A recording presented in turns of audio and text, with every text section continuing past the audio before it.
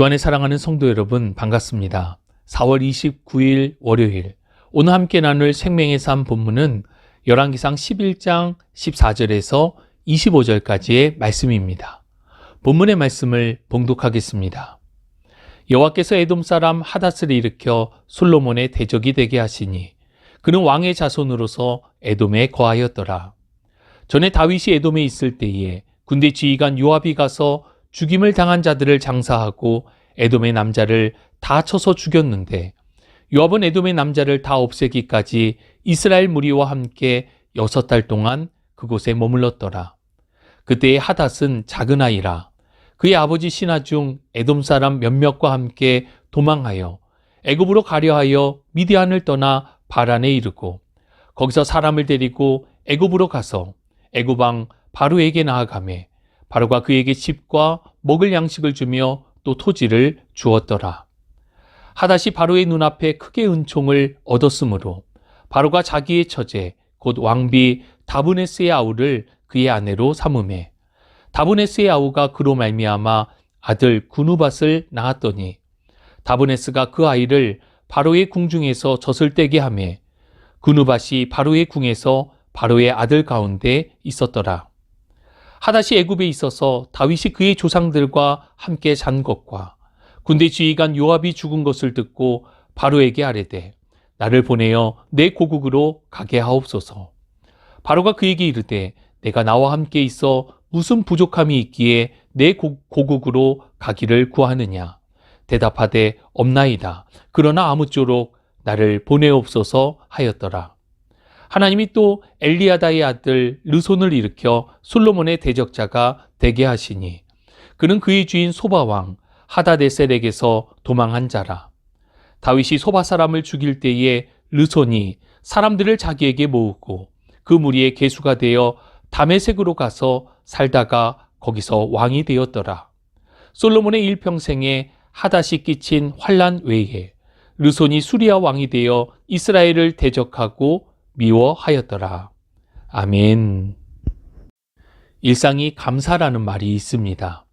그러나 많은 사람들이 일상을 감사하기보다 오히려 당연한 것으로 여기기도 합니다. 그러다 보니 매일의 일상을 오히려 무료해하며 일상에 대한 감사의 마음을 전혀 갖지 못하기도 합니다. 더 나아가 어떤 이들은 자신의 일상을 감사가 아니라 불평과 불만으로 가득 채우기도 합니다. 그러나 지금 이 순간에 일상이 가장 감사한 시간이라는 것을 우리 모두가 기억하기 원합니다. 범사에 감사하라는 데살로니가전서 5장 18절의 말씀은 모든 일, 또 모든 때에 감사하라는 말씀입니다. 즉 감사의 기준은 나의 감정이나 내가 이룬 성과가 아니라 바로 지금 이 순간의 일상이라는 것입니다. 감사를 잃어버리고 모든 것을 당연하게 여기는 순간 결국 인생의 위기가 오기 마련입니다. 그 대표적인 성경의 인물이 바로 솔로몬입니다. 솔로몬은 하나님께서 택하시고 하나님의 은혜 안에 거하던 신실한 왕이었습니다. 하나님께서 솔로몬을 왕으로 세우셨고 2번에 걸쳐 그를 만나주시며 그의 기도에 응답해 주셨습니다. 그는 하나님의 말씀에 순종하며 예배하는 왕이었고 하나님께서 주신 지혜를 따라 성전을 봉헌하고 나라를 다스렸습니다. 그렇게 이스라엘은 솔로몬 시대에 태평성대를 이룰 수 있었습니다. 다만 시간이 지나면서 그가 더 이상 하나님의 말씀에 순종하지 않고 하나님의 은혜에 감사하지 않을 때 그의 모든 일상이 하나씩 무너지기 시작합니다. 오늘 본문의 말씀을 보면 태평성대를 이루고 있던 솔로몬 시대에 이스라엘을 대항하여 대적들이 일어나기 시작합니다. 14절 말씀을 보면 에돔 왕족 출신의 하닷이 솔로몬의 대적으로 등장합니다. 다윗 때의 요압의 군대가 에돔을 공격하며 에돔 땅의 모든 남자들을 진멸하였습니다. 그때 그곳을 피해 도망하였던 아이가 바로 하닷이었습니다. 그는 에돔의 신하 몇 사람과 함께 애굽으로 피신했고 애굽 왕 바로는 그의 망명을 받아줍니다. 바로는 하닷에게 호의를 베풀며 그를 존귀하게 여겼고 자신의 처제를 하닷에게 아내로 주기까지 했습니다. 즉 하닷은 바로의 전적인 신뢰 속에 애굽의 왕족이 되었던 것입니다. 그런데 다윗과 요압이 죽었다는 소식을 듣게 된 하닷은 애굽 왕 바로에게 나아가 자신을 다시 고국 땅 에돔으로 보내달라고 요청합니다. 바로의 만류에도 불구하고 결국 하닷은 에돔 땅으로 돌아가서 권력을 잡습니다. 그리고 이스라엘을 수시로 침략하며 솔로몬의 대적으로서 활동하게 됩니다. 두 번째 또 다른 솔로몬의 대적이 등장하는데 그의 이름은 르손입니다. 르손은 다윗이 소바를 침공하였을 때 다윗의 군대를 피해 그곳을 도망 나왔습니다. 그리고 사람들을 모아서 다메섹 땅에 거주하며 그곳에 왕이 되었고 이스라엘을 수시로 침략하며 솔로몬의 대적으로서 활동하게 됩니다. 남쪽으로는 에돔의 하닷이, 북쪽으로는 다메섹의 르손이 위아래로 이스라엘을 공격하며 솔로몬과 이스라엘의 대적이 되었고 그렇게 솔로몬 시대의 태평성대는 깨지게 된 것입니다. 오늘 본문에서 우리가 주목해서 보아야 할 부분이 있습니다. 그것은 솔로몬의 대적 하닷과 르손이 등장하게 된 배경입니다. 14절 말씀에 하닷이 솔로몬의 대적이 되는 이유, 그리고 23절에 르손이 솔로몬의 대적이 되는 이유에 대해 하나님께서 그렇게 하셨다라고 말씀합니다. 그렇습니다. 태평성대는 저절로 이루어진 것이 아니었습니다. 하나님께서 이스라엘의 안전을 보장해 주셨고 하나님의 은혜 안에 나라와 왕권이 안정을 이룰 수 있던 것입니다. 그러나 하나님께서 보호하심을 거두자 대적들이 일어나게 되었습니다. 그렇다면 하나님께서는 왜 보호하심을 거두셨는가? 그 이유는 앞서 살펴본 것과 같이 솔로몬이 하나님께로부터 돌아섰기 때문입니다. 그는 하나님의 말씀에 순종하지 않았고 하나님의 은혜를 잊어버렸습니다. 아니 아예 이방신들을 섬기는 배교자가 되고 말았습니다.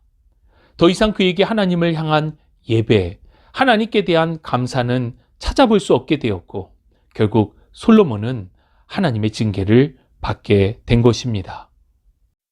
주 안에 사랑하는 성도 여러분, 간절히 소망하기는 저와 여러분들의 일상이 예배로 또 감사함으로 충만할 수 있기를 바랍니다. 이 세상에 저절로 되어지는 것은 없습니다. 역사의 주관자이시며 모든 만물을 다스리시고 통치하시는 하나님의 주권 아래 우리의 삶이 있음을 고백할 수 있기를 바랍니다. 다른 사람들과 비교하고 또 이전의 삶과 비교해 보면 지금 나의 삶이 만족스럽지 않을 수 있습니다. 아니 매우 힘든 환경과 상황을 마주하며 위기를 지나고 계신 성도님들도 계실 것입니다.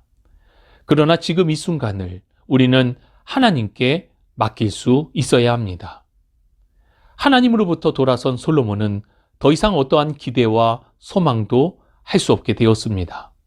그러나 하나님의 주권 아래 하나님께서 주시는 일상을 살아가고 있는 우리들은 하나님을 예배할 수 있고 범사에 감사할 수 있습니다. 감사의 기준은 나의 감정과 보여지는 성과가 전부라고 할 수 없습니다. 오히려 감사로 고백되는 일상 속에 하나님께서는 더욱 큰 감사로 우리의 삶을 풍성하게 하십니다.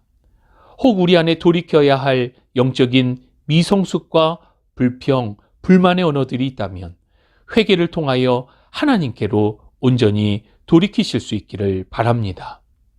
일상의 예배자로 하나님께 영광을 올려드리고 일상이 넘치는 감사로 참된 만족을 경험하는 행복한 삶이 되시기를 주님의 이름으로 축복합니다. 참 좋으신 아버지 하나님 감사합니다.